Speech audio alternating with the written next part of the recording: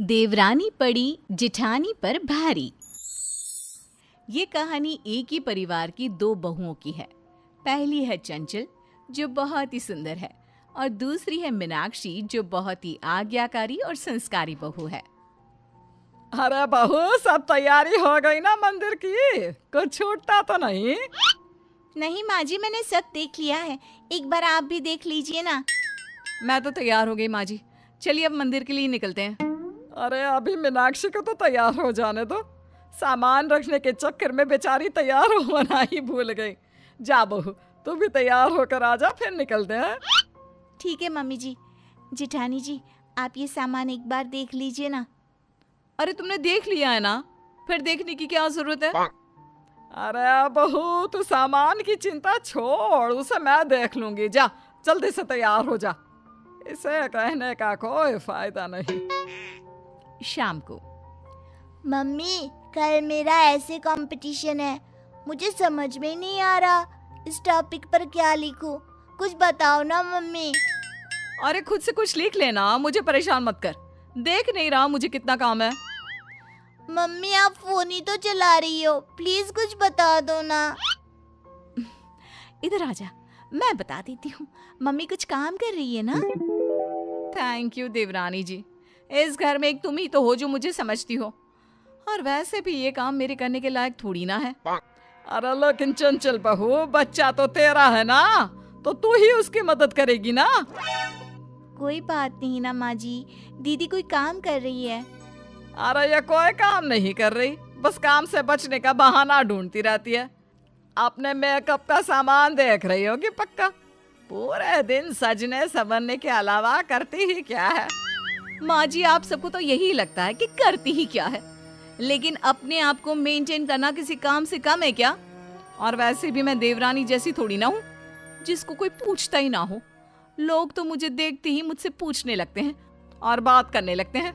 आप नहीं जानती, बाहर मेरी भी कोई इमेज है। हाँ, मुझे तो समझ में ही नहीं आता, तू ही तो जानती है सारी दुनियादारी, हम तो बेवकूफ है ना। अगले दिन ये सारा सामान कैसे बिखरा पड़ा है? तुम इतने सुबह सुबह कहाँ जा रही हो? मैंने एक कमेटी ज्वाइन की है, उसकी ही मीटिंग के लिए जा रही हूँ। वो भी बिना नहाए? अरे कम से कम नहा तो लेती।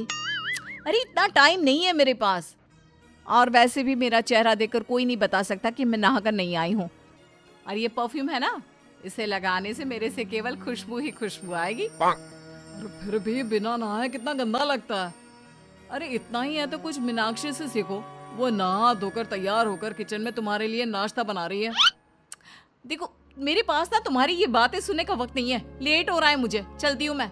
और वैसे भी उसका पति क्या कमाता है सब जानते हैं, वो काम नहीं करेगी तो क्या राज करेगी? जिठानी नाश्ता करके चली जाती है। छोटे के लिए ऐसा मत बोलो, जितना कमाता है परिवार के लिए काफी है, और वैसे भी मैं जो कमाता हूँ तुम तो उड़ा ही देती हो। कैसे सारा सामान बिखेर कर चली गई, क्या होगा इसका? ओह, थोड़ी देर में मुझे ऑफिस के लिए निकलना है। लीजिए भैया आपकी चाय, और आप सामान की चिंता मत कीजिए, बाद में मैं ठीक कर लूंगी। आप ऑफिस के लिए तैयार हो जाइए। थैंक यू मीनाक्षी, अगर तुम नहीं होती तो पता नहीं क्या होता। और प्लीज इन बेडशीट्स को चेंज भी कर देना। मैंने चंचल को कितनी बार कहा है, लेकिन उसने अभी तक नहीं किया। प्लीज तुम कर दोगी? अरे भैया आप चिंता मत कीजिए, मैं सब कर दूंगी।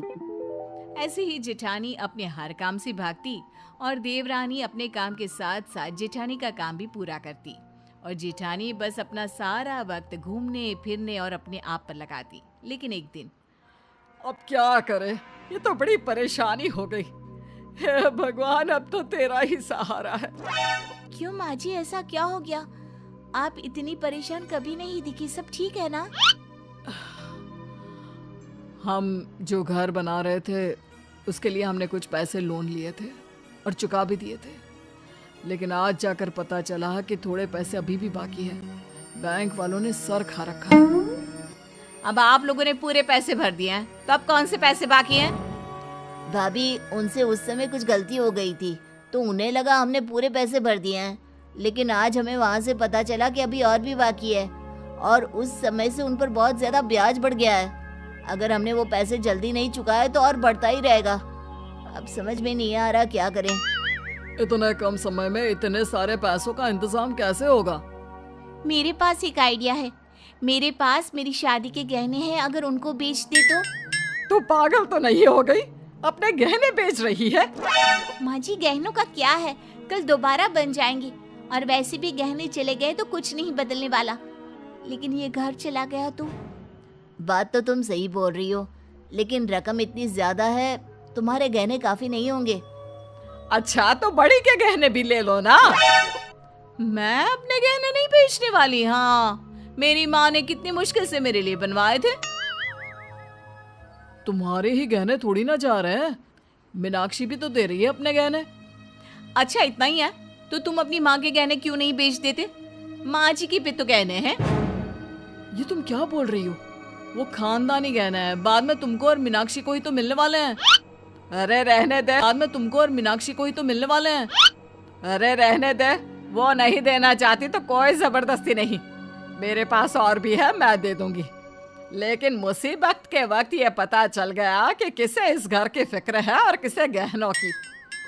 लेकिन माँ, वो तो दादी के गहने हैं। वैसे भी माँ, इतनी भारी चीज बनाना मुश्किल हो जाएगा, रहने दे। अरे मुझे और कुछ नहीं सुनना। मेरे लिए ये घर सिर्फ घर नहीं, बल्कि शहर में मेरी इज्जत की बात है। तुम पर तो मुझे शर्म आती है। वैसे तो बड़ी बनती फिरती हो, लेकिन ऐसे बुरे समय में साथ देने की बजाय भाग गई। अरे अब इसमें मेरी क्या गलती है? वैसे अगर गहने नहीं पहनूंगी ना तो बाहर मुझे कोई पहचानेगा भी नहीं।